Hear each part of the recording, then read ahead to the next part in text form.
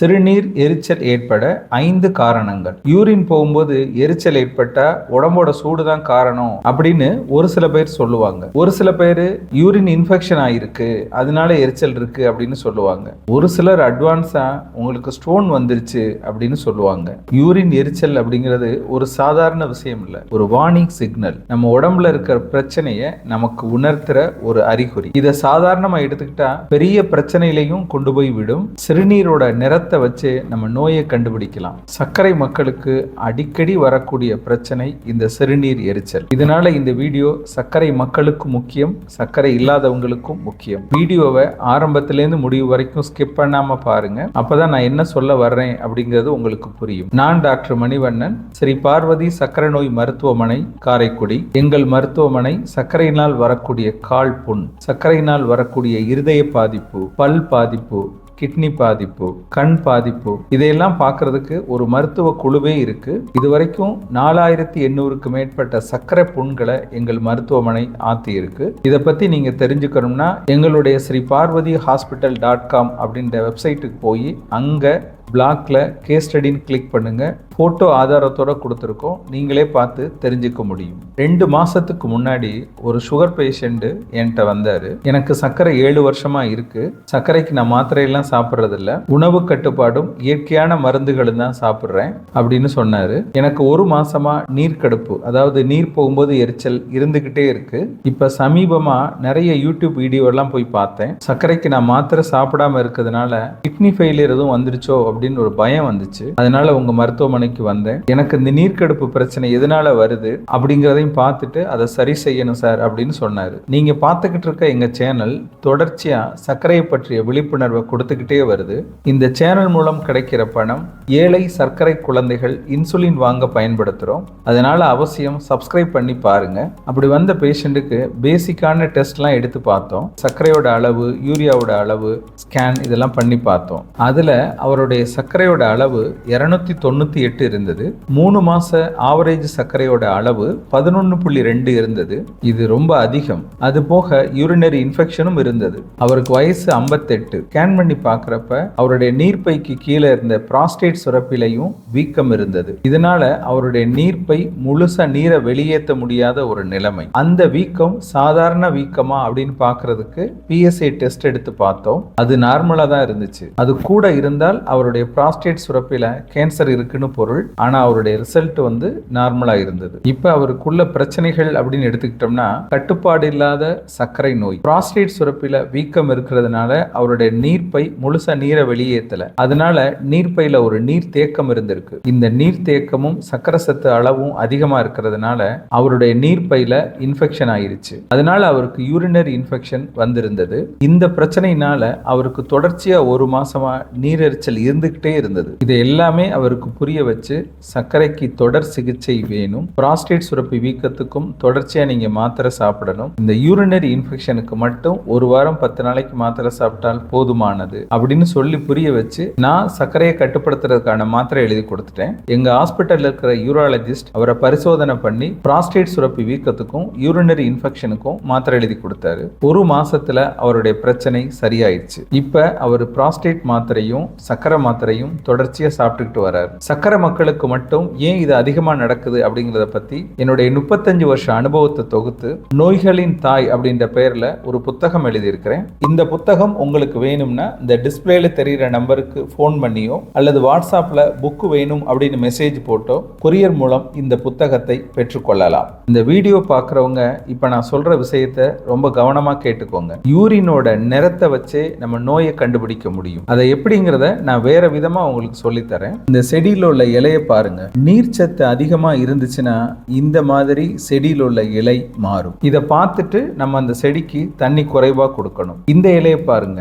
நீர் சத்து குறைவா இருக்கு அப்படின்னு காட்டுது. எனக்கு தண்ணி வேணும் அப்படிங்கிறத இந்த செடி சொல்லுது. இதை பார்த்து அந்த செடிக்கு அதிகமா தண்ணி கொடுக்கணும். இந்த இலையை பாருங்க, இந்த இலை என்ன சொல்லுதுன்னா அந்த செடியில கிருமி தொற்று ஏற்பட்டிருக்கு அப்படின்னு சொல்லுது. இந்த மாதிரி தான் நம்ம யூரினை வச்சு நோயை கண்டுபிடிக்க கண்டுபிடிக்க முடியும். யூரின் லேசான மஞ்சளா இருக்கு அல்லது வெள்ளையா இருக்கு அப்படின்னா உங்க உடம்புல தேவையான நீர்ச்சத்து இருக்கு அப்படின்னு பொருள். அதாவது உங்க உடம்புல ஹைட்ரேஷன் தேவையான அளவுக்கு இருக்கு அப்படின்னு பொருள். நீங்க தண்ணி தேவையான அளவுக்கு குடிச்சிருக்கீங்க அப்படின்னு எடுத்துக்கலாம். யூரின் ரொம்ப டார்க் எல்லோவா இருக்கு, இன்னைக்கு மட்டும்தான் போகுது, இப்ப மட்டும்தான் போகுது அப்படின்னா உங்க உடம்புல நீர்ச்சத்து குறைவா இருக்கு அப்படின்னு பொருள். நீங்க தண்ணியை உடனே அதிகம் குடிக்கணும். யூரின் கொஞ்சம் கிளவுடி, அதாவது பால் மாதிரி போகுது, வாடையோட இருக்கு அப்படின்னா இன்ஃபெக்ஷன் இருக்கு அப்படின்னு பொருள். யூரின் ரெட் கலரா போகுதுன்னா உங்க யூரின்ல ரத்தம் கலந்து வருது அப்படின்னு பொருள். அது கிட்னி ஸ்டோனா இருக்கலாம். யூரின் நுர அதிகமா வருது அப்படின்னா அது புரோட்டீன் லீக்கேஜ் இருக்கலாம், அதாவது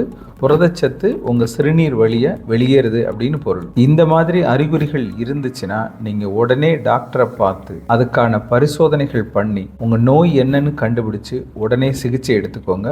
இது நோயை கண்டுபிடிக்கிறதுக்கான ஒரு எளிய நடைமுறை.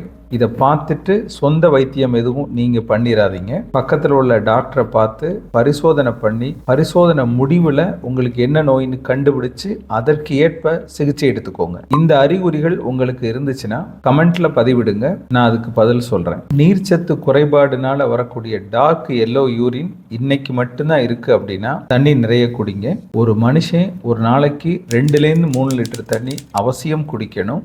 மழை காலத்துல கொஞ்சம் குறைச்சு குடிக்கலாம், ஆனால் வெயில் காலத்தில் அவசியம் 2-3 லிட்டர் தண்ணி குடிச்சே ஆகணும்.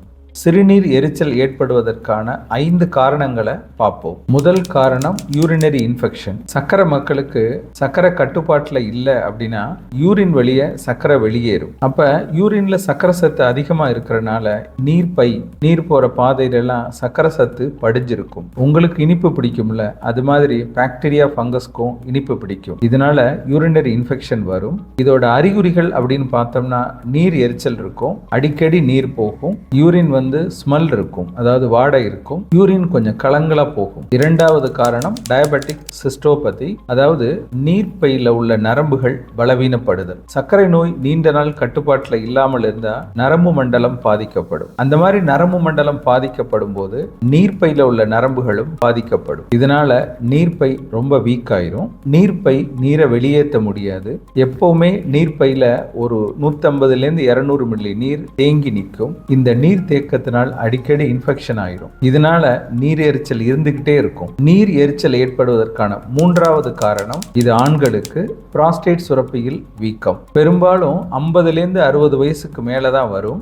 சக்கரை கட்டுப்பாட்டில் இல்லைன்னா 40-50 வயசுக்குள்ள வரும். இதோட அறிகுறிகள் அப்படின்னு பார்த்தோம்னா யூரின் வர்றதுக்கான ஸ்பீடு குறைஞ்சிரும், ஸ்லோவா போகும். நைட்ல அடிக்கடி எந்திரிச்சு யூரின் போகுது அப்படின்னு சொல்லுவாங்க. யூரின் போயிட்டு வந்த பின்னாடியும் ஒரு முழு திருப்தி இருக்காது, மறுபடியும் போகணும் அப்படின்ற ஒரு உணர்வு இருந்துகிட்டே இருக்கும். தொடர்ச்சியான நீர் எரிச்சல் இருக்கும்.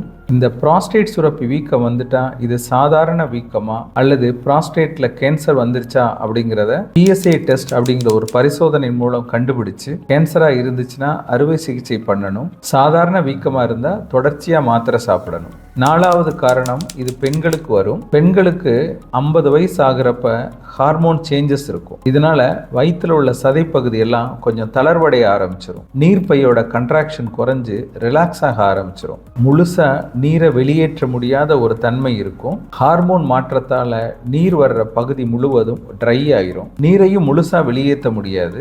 வெளியேறும் நீரும் எரிச்சலோட வெளியேறும். 5வது காரணம் டீஹைட்ரேஷன் அண்ட் கிட்னி ஸ்டோன்ஸ். தண்ணி சரியா குடிக்கலனாலே நீர்ச்சத்து ரொம்பவும் குறைஞ்சு யூரின் கான்சன்ட்ரேஷனா இருக்கும். இதனால நீர் எரிச்சல் வரும். இதுல யூரின் கலர் டார்க் எல்லோவா போகும். இதை புரிஞ்சுக்கிட்டு அன்னைக்கு அதிகமா தண்ணி குடிக்கணும்.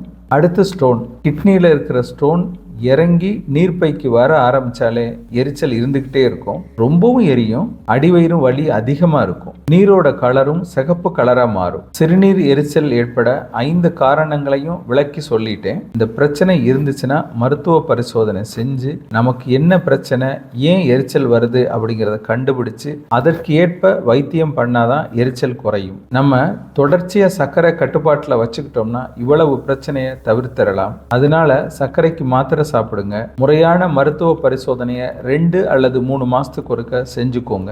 இந்த வீடியோட முதல் கமெண்ட்ல 2 வருட கால் வீக்கம் குணமானது அப்படிங்கிற வீடியோவும் இருக்கு, அதையும் போய் பார்த்து தெரிஞ்சுக்கோங்க. அக்கறை காட்டினால் சர்க்கரை குறையும். உடம்ப பார்த்துக்கோங்க.